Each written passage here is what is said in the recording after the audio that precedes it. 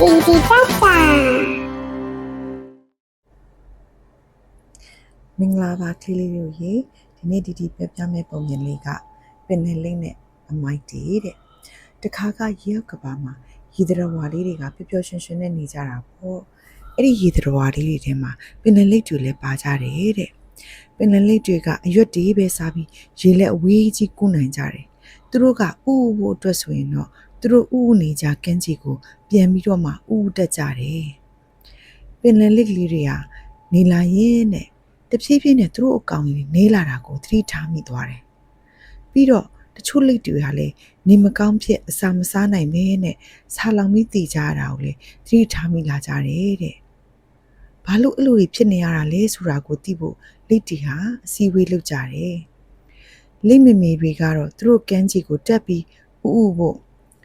မြေကြီးတူးတဲ့အချိန်မှာကန်းကြီးမှာလူတွေပစ်ထားတဲ့အမိုက်တွေကြောင့်မြေကြီးတွေကတူးရခက်ပြီးဥဖို့အခက်တွေ့နေရတယ်လို့ပြောတယ်။ဥလို့ရပြန်တော့လေအဲ့ဒီဥတွေအများကြီးတဲ့ကနည်းနည်းလေးရပဲအကောင်ပေါက်နိုင်တယ်လို့ပြောလာကြတယ်။လိပ်ဖေဖေတွေကလည်းသူတို့အစာစားတဲ့အချိန်မှာလူတွေပစ်ထားတဲ့ပလတ်စတစ်အိတ်တွေကရေထဲမှာဘောလုံးနဲ့မျောနေတာကိုအစာလို့ထင်ပြီးစားမိတဲ့လိပ်တွေဟာ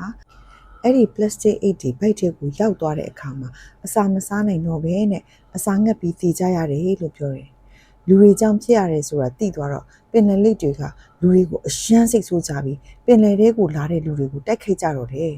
။လှေတွေလာလို့ရှိရင်လည်းလှေတွေကိုကြောခုံးပေါ်မှာတင်ပြီးတော့မှောက်ပစ်တာမျိုးတွေကိုပင်လယ်လိပ်တွေကလုပ်တာတော့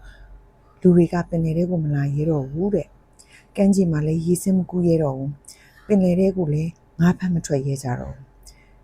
။ဒီလိုနဲ့ပဲလူတွေကလိပ်တွေကအရင်တော့ကဒီလိုမလုပ်ဘဲနဲ့ဘာလို့အခုမှဒီလိုလုပ်ရတာလဲဆိုတာကိုသိချင်လို့သူတို့ရဲ့ကိုယ်စလဲတယောက်ကိုရွေးပြီးတော့ပင်လယ်ထဲကိုအလံဖြူထောင်ထားတဲ့လိပ်လေးနဲ့လွတ်လိုက်ကြတယ်တဲ့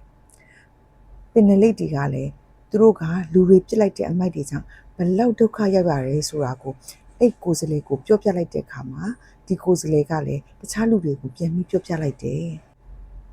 လူတွေကလည်းသူတို့ကြောင့်ပင်လယ်ထဲကတရဝါလေးတွေဒုက္ခရောက်ရတာကိုသိသွားပြီးတော့အမိုက်တွေကိုစီကန်းတကြအမိုက်ပုံးတွေပစ်ဖို့စီကန်းတွေထုတ်ကြတယ်။ကန်းကြီးကအမိုက်တွေကိုလည်းတန့်ရှင်းရေးလုပ်ကြတယ်။မကြပါဘူး။တန့်ရှင်းသွားတဲ့ကန်းကြီးကြောင့်ပင်လယ်ထဲကလိပ်တွေလည်းကန်းကြီးကတဲတောင်မြင်ပေါ်မှာအဆင်ပြေနဲ့ဥတွေလာဥလို့ရသွားသလိုပင်လယ်ထဲကိုလည်းဘယ်အမိုက်မှရောက်မလာတော့တာကြောင့်ပလတ်စတစ်အမိုက်တွေကိုစားမိပြီးတေးတဲ့ဘီကနေလွတ်မြောက်သွားကြတယ်တဲ့။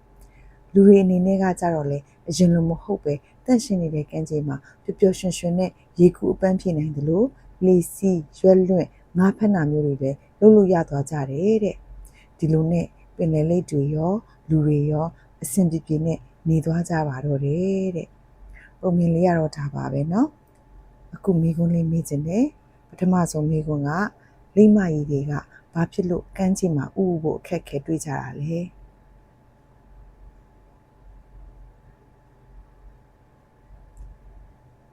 နောက်မိကွန်းတစ်ခုမေးပါမယ်ပင်လယ်လိပ်တွေကဘာလို့အစာမစားနိုင်ဘဲနဲ့တည်သွားကြရတာလဲ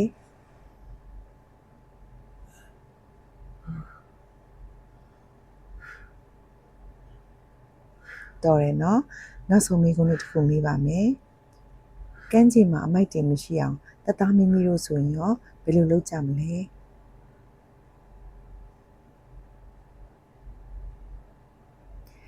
ကဲဒီနေ့ပုံမြင်လေးရတော့ဒါပါပဲကွယ်နောက်တစ်ခါပြန်တွေ့ကြပါမယ်တတား